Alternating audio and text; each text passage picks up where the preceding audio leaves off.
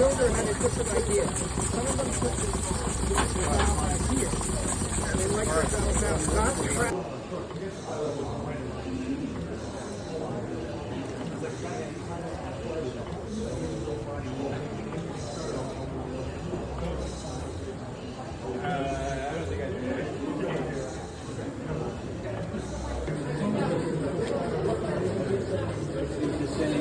Guys, excuse me everyone.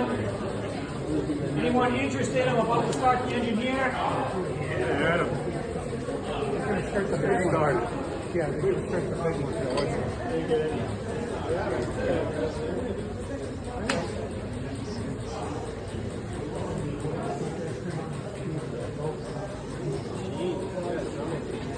It's so impressive.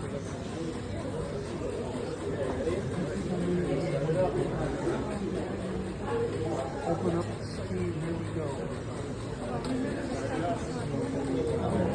All right, guys. This steam engine here is also built in Providence, built by the William Harris Company. Nope, sorry, wrong guy. Green, Nathaniel Green. It has an adaptation of what's called a Sickles valve on it. The valve system on this is even older than the Corliss valve. Corliss is known as being the one who pioneered variable valve timing. I hate to say it, your Honda was not the first thing in the world with variable valve timing in it. They invented that in 1840. Interestingly, despite being 14 years before the Corliss patent of 1844, Corliss won in a patent dispute saying that this valve system was intended for marine steam use and his was intended for stationary steam use. Seems like a minor moot point if you ask me. What you'll see here, we haven't shown any of these yet, but this is the flyball governor on this one, a more stereotypical, better known design of the steam engine. This is what helps regulate the speed of the engine.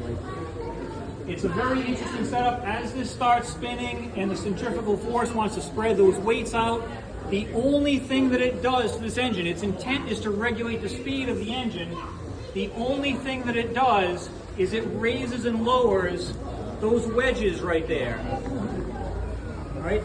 As this spins up to speed, this bar oscillates back and forth with the motion of the engine, dragging underneath these latches here, and this will open the valve inside the steam chest on one end, and the opposite end opens the valve inside the steam chest here to push the piston back in the other direction. By varying how tall those wedges are, it will determine at what point in the geometry it slips off and lets the valve snap back closed again. So you get a variable duration, a variable amount of time that steam is let into the cylinder, and with that design they were able to get the efficiency of this engine up close to 9%. If you're new to the conversation, you're just diving in here, 9% might sound horrific, but I gotta say, when the prior art was 5%, you're not doing too bad, right? I'll tell you what, let me kill this thing behind you guys. I hate that.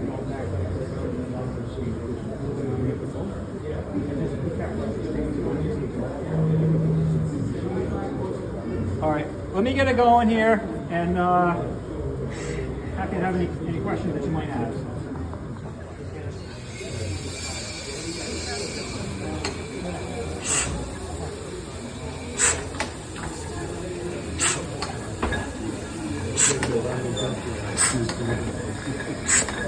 So as we come up to speed here, guys, you'll see, right, already it has gone up to its rated speed. And there was a couple of rotations there. You might have noticed that it wasn't actually calling for any steam at all. It had dropped down and it was just coasting through a couple of those rotations. At this point, you see they're fairly low. It's only opening that valve just a short amount at each one of the strokes. You can't adjust the speed on this wheel. You can adjust the speed, yeah. Just check your operation, whatever we purposely slowed this thing down so that you can see it better and see that it's actually working.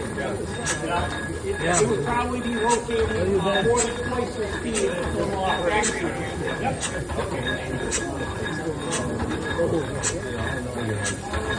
So, no, they're not changed at all. The only thing that's variable on this engine is just that, all controlled by the governor. Jump!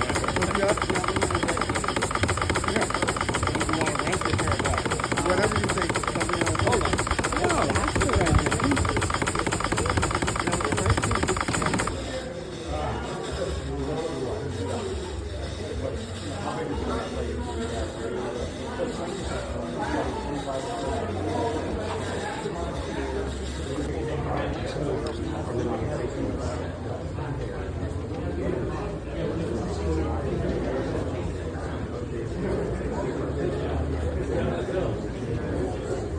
It's a lot quieter than I thought it would be.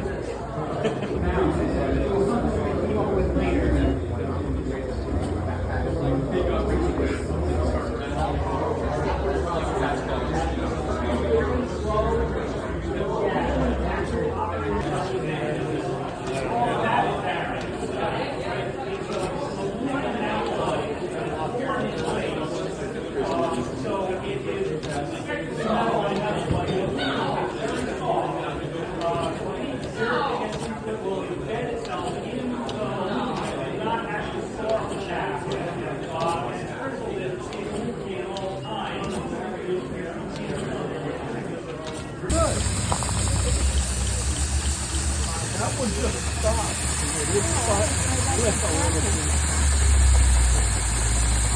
How much of a pin breaks again and make another?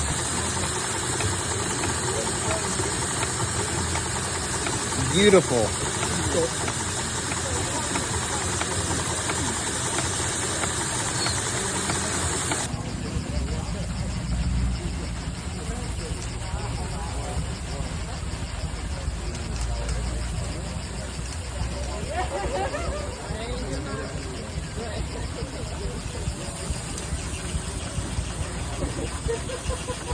For a little more now too. Okay. We'll get that 50. Oh yeah, and then some. You want 50, we'll get 50. 150.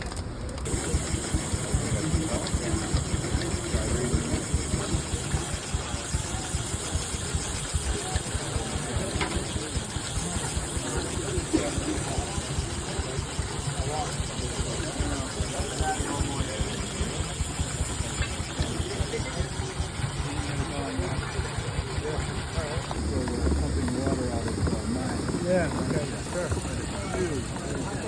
Go online to Florida flywheel. I will do that, thank you.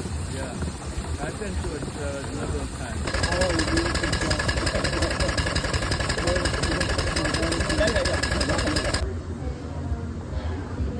All right, guys, I'm sorry to divert here. I was going to do the coreless, but we're not quite ready to go there yet, so we'll do this one instead. This engine is an Armington and Sims engine, also made in Providence, just like almost all of the others. If anyone is familiar with Providence and Harris Ave in Providence, you might know the Steel Yard, right? It's a modern day artists co-op there that does an iron pour every year and so forth.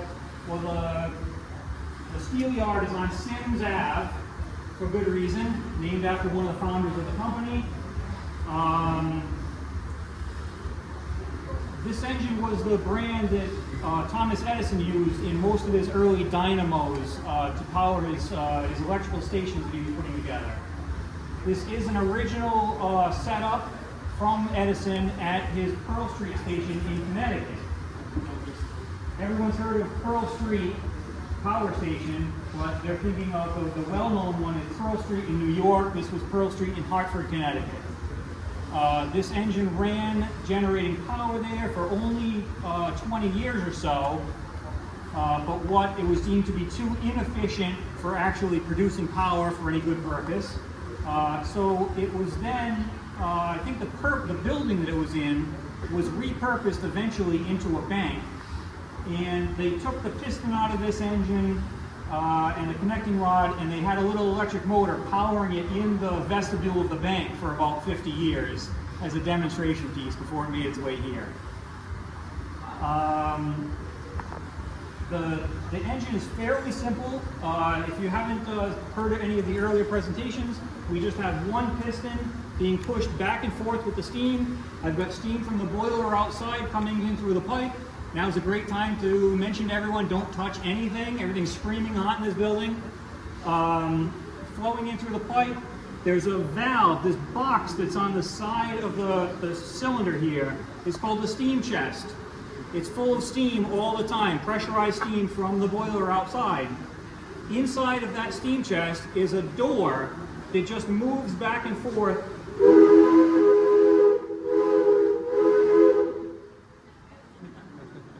over 3 slots. What it does is it will uncover one of those slots to let the pressure, the steam that's in the steam chest, flow through the slot as the port to one end of the cylinder and fill the cylinder with steam to push the piston in one direction while the door connects the other 2 slots together as the exhaust passage. When the engine gets to the opposite side of the rotation, that door reverses to just uncover the port that's at the opposite end to let steam flow into the opposite end of the cylinder and pull the piston back. It's very, very simple, but of course it took man hundreds of thousands of years to figure this out.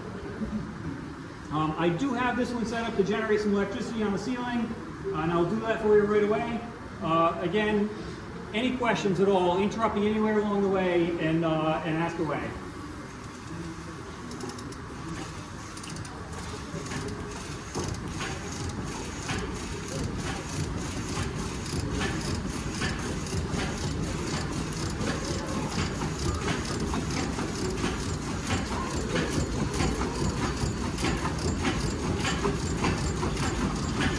All right, we've already got some electricity cranked up. We see the bulbs here back brighter. My voltage is really low over here.